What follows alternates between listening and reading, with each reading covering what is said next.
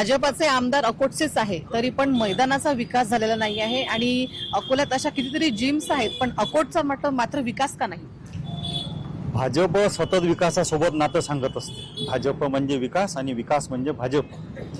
आमच्याकडे 10 वर्ष झाले आमदार आणि जवळपास 5 वर्ष झाले सत्ता आणि 4 वर्ष भारतीय जनता पक्षाच्या शासनातलाच प्रशासक. हा सगळा अभ्यास जर केला तर तुम्ही जर पाहिलं तर दृश्य विकास तुम्हाला पाहायला मिळणार नाही.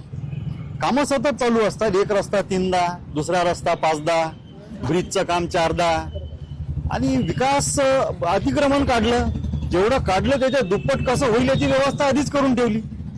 इथल्या फूट रस्त्यावर फळ विक्रेत्यांची काही वेगळी व्यवस्था करून द्यायला पाहिजे होती, ती दिली नाही. बाजार मंडीसाठी जागा नाही म्हणून रस्त्यावर बसतात लोक. त्यात पोलीस प्रशासनाचा आणि नगरपालिकेचा परस्पर संबंध नसल्यामुळे पार्किंगचं आणि समस्या तयार होते. पोलीस येऊन गाड्या पकडून घेऊन जातात. दुसरं असं की जिथे तुम्हाला दृश्य विकास दिसणार नाही का हा रस्ता झाला आणि या लोकांनी वापरला, सतत कुठल्या तरी रस्त्यावर काम चालू असतं.